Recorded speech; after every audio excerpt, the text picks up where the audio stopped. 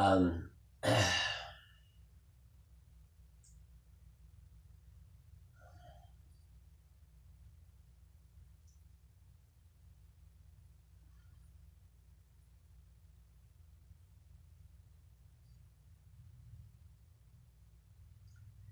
so there was this guy, Dale Carnegie. He was a writer in the 1950s. He wrote books like How to Make Friends and Influence People and all these other things. And Carnegie said that if you want to make friends, let's just call it social awareness. If you want to make friends, you do three things. Primarily, three things. Try to tackle these. He said, number one, try to reduce worry and stress in your own life. Number two, always call people by their first name. He claimed that everybody loved to hear their first name. And number three, he said, when you talk to people, don't focus on you. Ask people questions about themselves. Ask people questions about what they're interested in, what their hobbies are, what they like to do, their family, things like that. And these people, after a short period of time, will take a liking to you.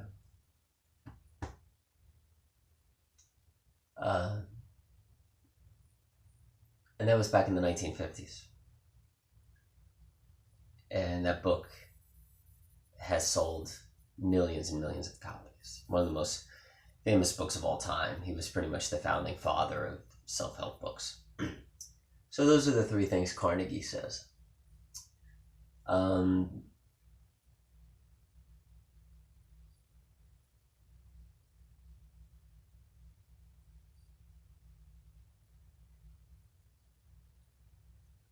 And one of the reasons why stress is to not have worry or stress in your life is because when you're with a person and you're asking them questions and when you're trying to get to know them, if that person feels like you're not there with them, if that person feels like you're somewhere else, or you'd rather be somewhere else, or you're thinking about the future, or you're thinking about the past, that person is not going to like you as much. That person is not going to feel like you want to be with them, and that person is going to feel like you're not interested in them. So that's one of the primary reasons why Dale Carnegie focused on reducing worry and stress in your own life. Back then in the 1950s, we didn't use terms like being in the present moment, those type of things.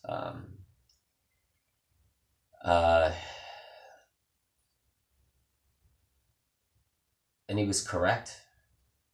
You know, if you're not in the present, you're not going to have social awareness. And it's going to be very hard for people to like you or be friends with you, because those people are going to feel like you're not interested in them and you don't care about them.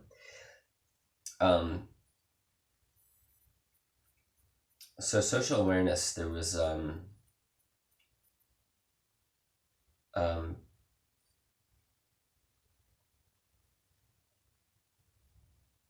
somebody in my neighborhood that tried to stay in my neighborhood for a while. And this person had difficulty making friends and things like that. So this person finally left the neighborhood and moved back to the area of the world where they came from. And yesterday I was sitting with one of my friends and we were discussing this person that just left. She just left a couple days ago. And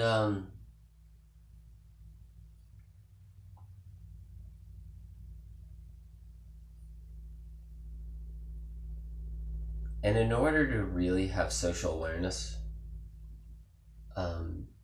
it's something you can't really teach. of course, there's the being in the present moment. So you make people feel like you're more interested in them.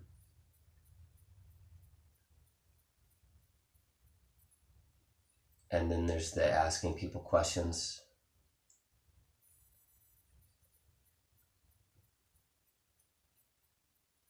Well, these things are very important.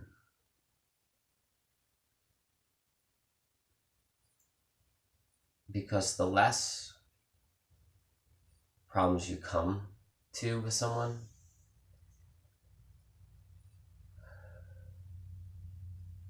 and the more easy you are,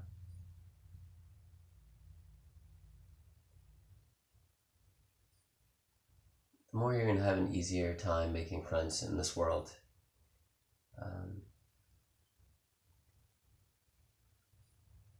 If you don't come with drama, and you don't come with problems, and you don't come with the past, or if you're not always talking about yourself, or talking about your past, or focusing on yourself,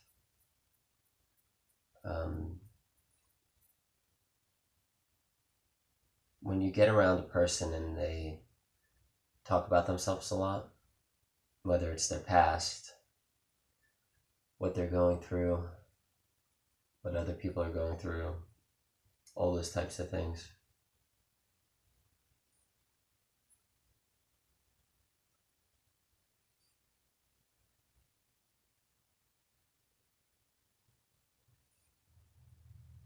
there's a heaviness to it. And I don't think a lot of people want heaviness in their life. People want simplicity in their life. Or they want friendships so they can experience joy and laughter and happiness. And they want to have people in their life that are free of problems and that are genuinely interested in them.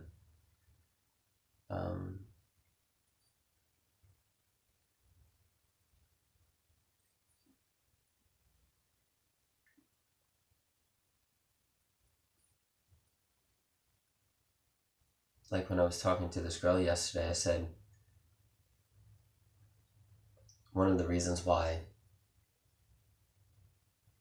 I have so many buddies and friends, why it's so easy for me to meet people, is because I don't come with a bag full of problems. Whenever I enter a room or whenever I'm around people don't look at me and they're like, oh geez, here comes Dylan, bag full of problems, and try to walk away. People see me and I don't come with anything. I don't have any problems. One of the reasons people like dogs so much, and cats so much, and trees so much, is because trees, cats, and dogs don't come with problems. They're only there to love and give. Cats and dogs do not take away. They don't ask of anything from you. They don't take away from your life. They only give to your life. So if you could be like a dog or a cat or a tree, you'll find yourself making a heck of a lot of friends all over the world wherever you go. But the only way to do that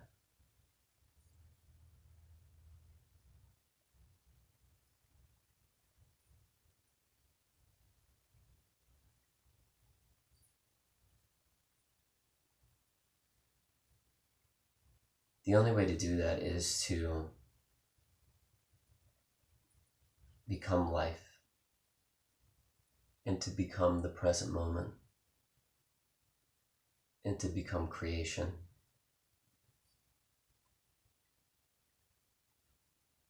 To completely dissolve the self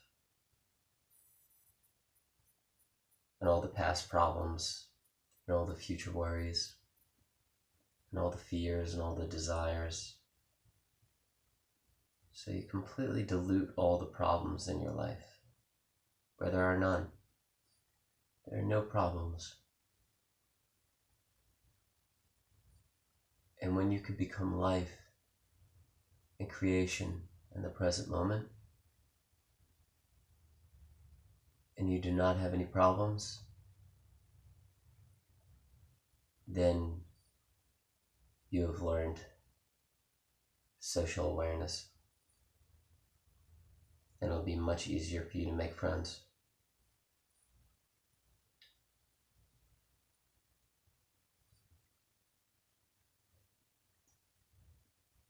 There are also other factors involved, however, and I hate to say this,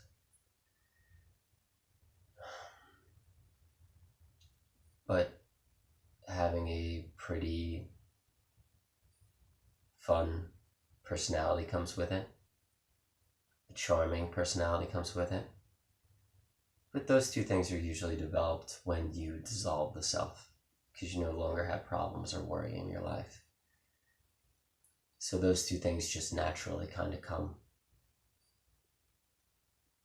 because all of a sudden life is simple and life is no longer complex and everything is just easy to you.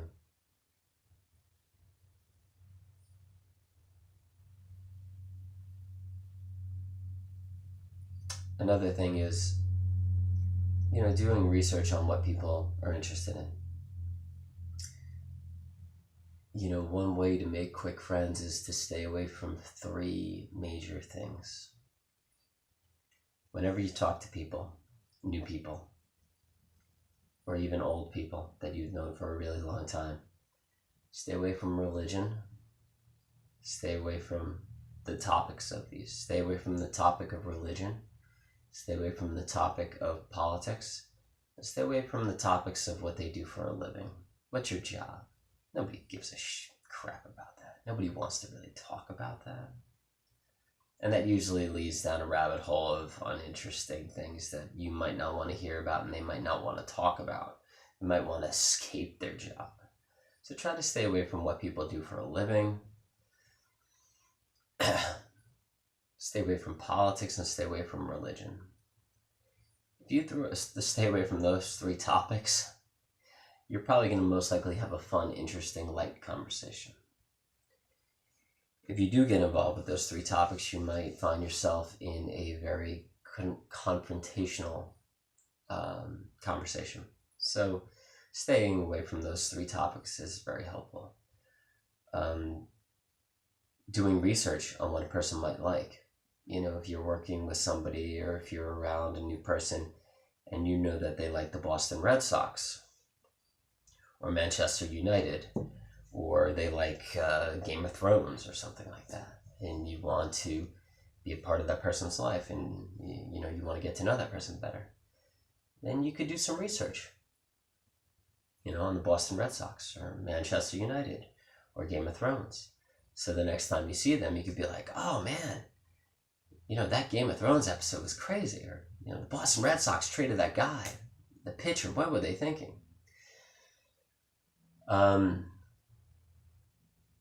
So showing interest in what that person's interested in is definitely a good thing. However, if that person's interested in the Chicago Bears or the Green Bay Packers and they just lost the game last night, don't bring up any bad news. So don't be like, oh man, that loss last night, the fact that the Bears lost last night, no. Because that's only going to upset them. And they're not going to see you as a good person. They're going to see you as like, yeah. So mention something good about their team, even though their team is doing badly. Like, oh man, that player we got, he's phenomenal. So you're not focusing on the bad aspects of the team, you're focusing on the good aspects of the team, the good players on the team. Focus on the good, not the bad, okay? That's another way. And yeah, and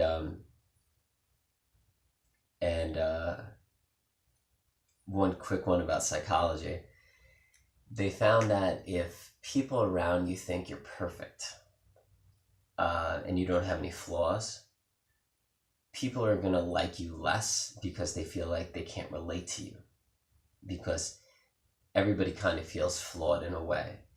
And if they see you as too perfect, they're going to kind of start to dislike you because you're not like them. You need to have some flaws because everybody kind of likes an underdog. But they need to have confidence in you first, right? So they like somebody that is confident and has they can trust, and they see as somebody that is capable of doing something. However, if you make a mistake every once in a while, people tend to like you more because you're human. You have a flaw, just like they have a flaw. The classic example or case of this in psychology was there was this person and they were giving a speech for 5 minutes and they were doing really well and they were dressed really nice and they looked perfect. And then they went to drink their coffee and they spilled their coffee and it dribbled down their shirt and they were like, oh, I spilled coffee. And everybody in the room liked them more because they made one little mistake and they weren't perfect. Okay, so always keep that in mind. But you have to put it out there first that you're capable of doing something. And then you can make the mistake. If you make the mistake before people think you're capable of doing something, then it's going to trigger them not being quite there for you. Yeah, another thing is be consistent. Be consistent. That's how you develop trust and people start to like you. So if you say you're going to be somewhere on Friday to somebody, you make sure you show up on Friday. If you're not a consistent person, people are going to start to dislike you because most people like consistency. They like consistent people. They like to know that they can trust somebody. So be as consistent as possible. If you're not a consistent person, people aren't going to latch onto you because people aren't going to be able to trust you. They're not going to put their trust in you if you show signs of not being a consistent person. Okay? So if you get to work one day at 7 and the next day you're supposed to be there at 7, but you show up at 8:30, it's not going to go over well. Okay? So you have to be consistent, which traces into time management, which is what I was talking about in video 25 yesterday. But good time management, so you can be consistent, so you can be a consistent person. But anyway, social awareness, just, focus on being present and you'll learn social awareness. All the rest of that stuff you can work on. All right, guys, have a great day. Peace.